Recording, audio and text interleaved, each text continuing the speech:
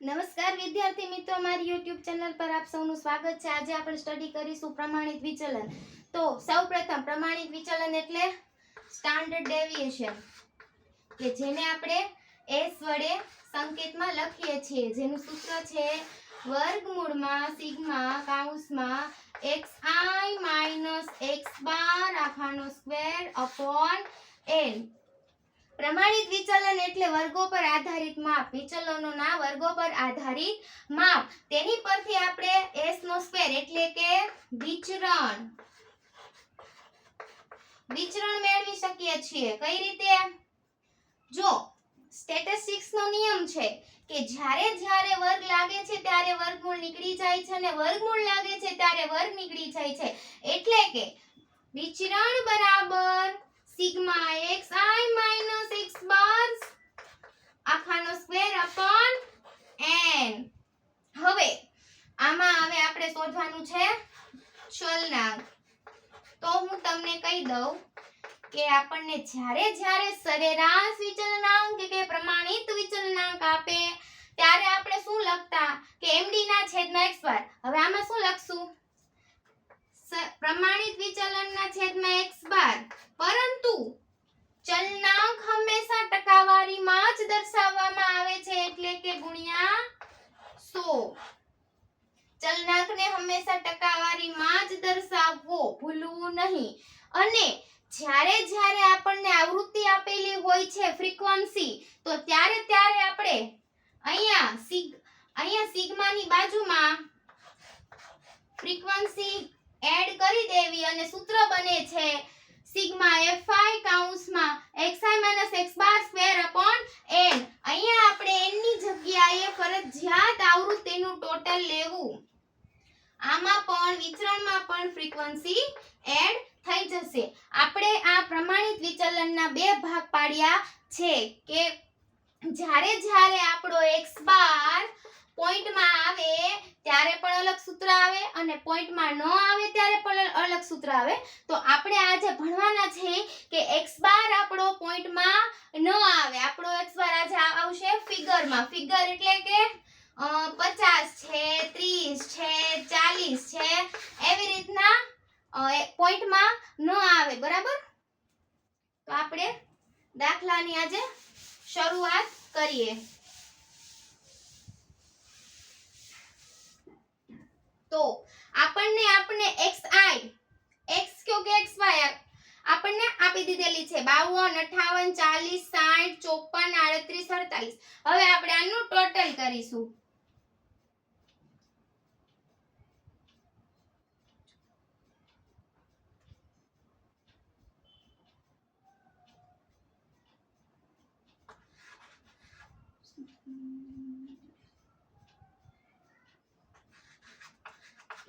આપણું ટોટલ આવે છે 350। તો આપણે શું કરવાનું?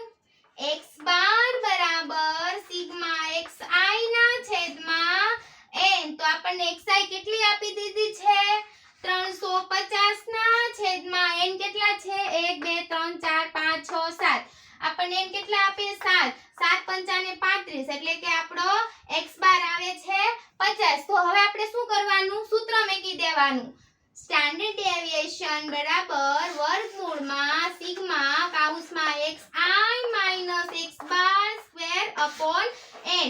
આપણે આમાં ફ્રીક્વન્સી કેમ નથી લીધી? કારણ કે આપણને રકમમાં ફ્રીક્વન્સી આપેલી નથી। એટલે કે હવે આપણે શું કરવાનું છે? xi - x બાર સૌપ્રથમ આપણે શોધવાનું છે।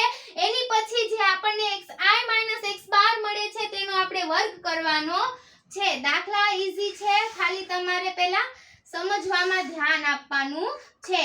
xi - x બાર, રેડી? પછી xi - x બાર સ્ક્વેર। તો આપણે x બાર કેટલો છે? 50। તો હવે xi ને x બાર માંથી માઈનસ કરવાના છે। 52 - 50 એટલે કે -52 - 50 એટલે કે ખાલી 2। 58 - 50 8। 40 - 50 -10। 60 - 50 એટલે 10। 54 - 50 એટલે 4।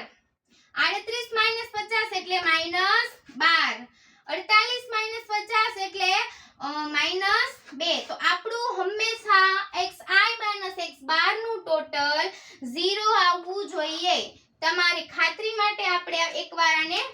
આપેલી કરી લઈએ 2 + 8 + -10 + 10 + 4 + -12 + -2 તમે જોઈ શકો છો આપણો આન્સર 0 આવેલો છે. હવે શું કરવાનું મેં તમને કીધું એમ કે વિચલનોના વર્ગો પર આધારિત માપ છે એટલે આપણે આમાં શું કરવાનું છે ખાલી વર્ગ જ કરવાનો છે 2 નો વર્ગ 4 8 નો વર્ગ 64 10 નો વર્ગ 100 હા વર્ગમાં હંમેશા માઈનસ નીકળી જશે 10 નો વર્ગ 100 4 નો વર્ગ 16 12 નો વર્ગ 144 100 અને 2 નો વર્ગ 4 હવે આપણે આનું ટોટલ કરીશું.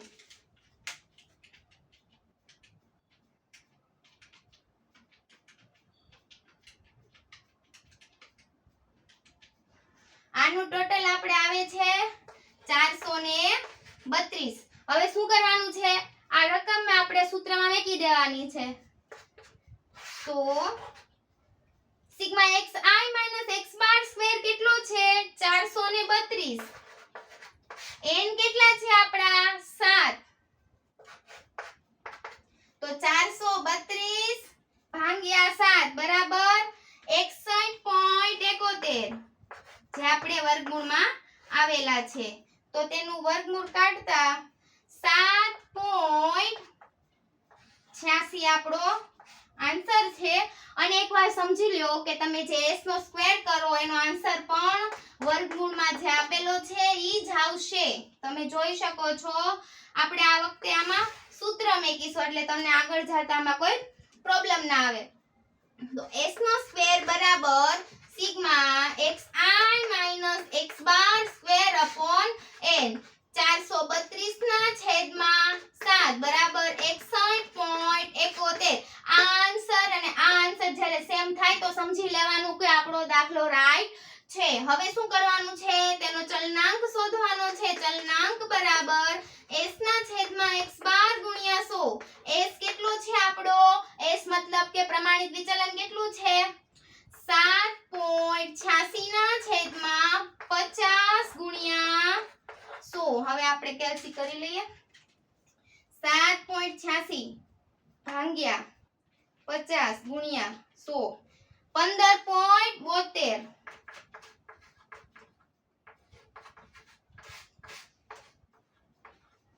તો માટે કન્ક્લુઝન કરીને લખવું આપેલી માહિતીનું પ્રમાણિત વિચલન 7.86 છે તેનું વિચરણ 61.71 છે અને માહિતીનો ચલનાંક 15.72% છે. તો તમે જોઈ શકો છો.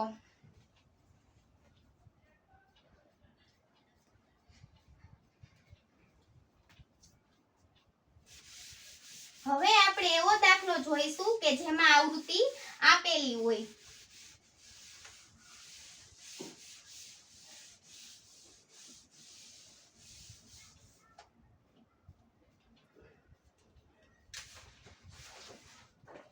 રકમ આપી છે xi બરાબર 6 7 8 9 10 11 ને 12. આવૃત્તિ આપેલી છે fi 3 6 9 13 8 5 ને 4. રેડી. તો ફર્સ્ટલી આપણે આમાં શું કરવાનું છે પહેલા તો આપણે આવૃત્તિનું ટોટલ કરવાનું છે કે આવૃત્તિનું ટોટલ કેટલું છે 9 ને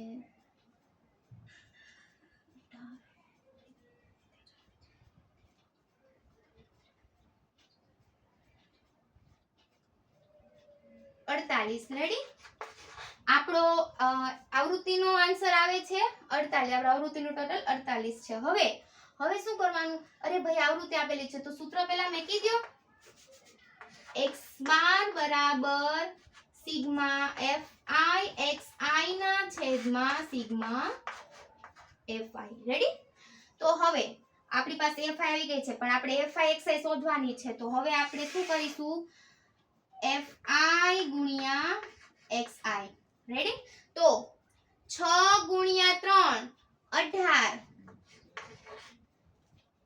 7 ગુણ્યા 6 42, 8 ગુણ્યા 9 72, 13 ગુણ્યા 9 117, 10 ગુણ્યા 8 80, 11 ગુણ્યા 5 55, 4 ગુણ્યા 12 ગુણ્યા 4 48.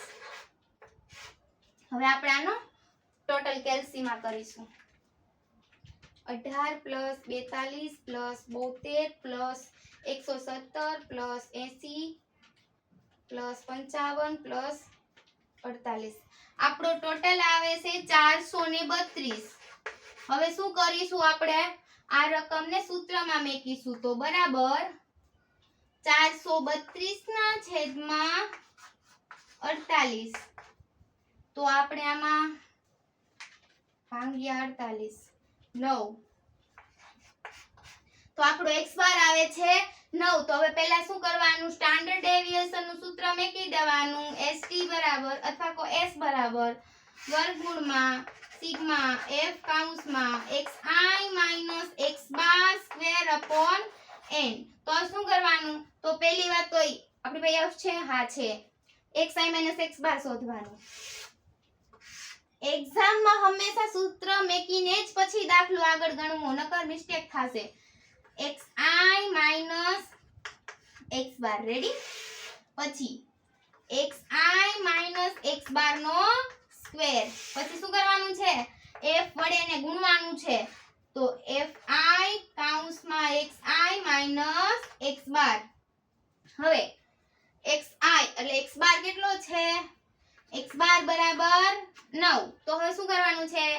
6 - 9 બરાબર -3, 7 - 9 બરાબર -2, 8 - 9 બરાબર -1, 9 - 9 0, 10 - 9 1, 2 ને 3. હવે આમાં આ તો 0 જ આવશે. રેડી?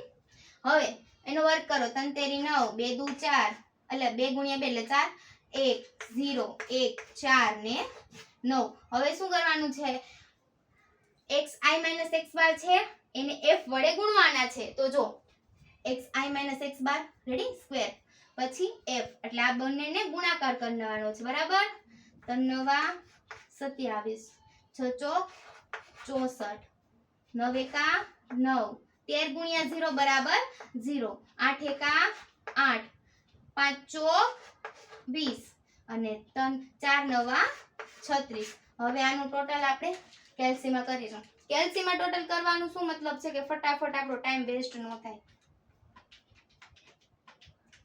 એક્ઝામ ટાઈમ પર જો આ વિડિયો જોવો હોય તો તમારે જલ્દી રહી, સરળતા રહી.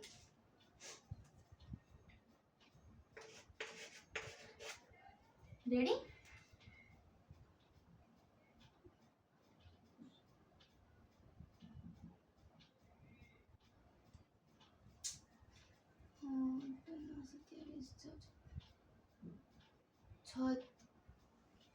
છ ચોક 24.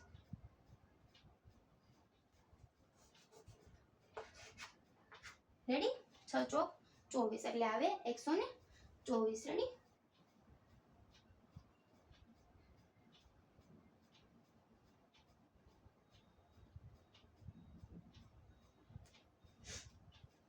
છ ચોક 3 નવા 27, 6 ચોક 24, 9 એકા 9 0, 8 એકા 8, 5 ચોક 20, 4 નવા 36. બરાબર?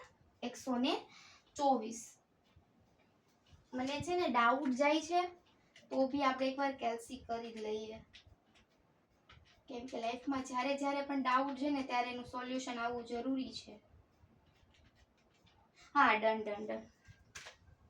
હવે શું કરીશું? સૂત્રમાં રકમ મેકીશું. તો સિગ્મા fi કૌંસમાં xi - x વર્ગ કેટલા છે? 124 ના છેદમાં n કેટલા છે? n એટલે કે મેં તમને પહેલે કીધું એમ કે ફ્રીક્વન્સી લેવાની છે 48. બરાબર 124 ભાગ્યા 48 કેટલા આવશે 2.58 જે આપણે વર્ગમૂળમાં આવશે હવે 2.58 નું આપણે વર્ગમૂળ કાઢી તો કેટલા આવશે 1.607 તો હવે વિદ્યાર્થી મિત્રો આ વખતે આપણે સૂત્ર નથી લખતા ડાયરેક્ટ s નો સ્ક્વેર કહી દઈએ તો 124 ના છેદમાં 48 બરાબર 2.58 હવે ચલનાંક બરાબર s ના છેદમાં x બાર ગુણ્યા 100 બરાબર સ્ટાન્ડર્ડ ડેવિએશન કેટલું છે 1.607 ના છેદમાં x બાર 9 ગુણ્યા 100 તો હવે આપણે કરીશું 1.607 ભાગ્યા 9 ગુણ્યા 100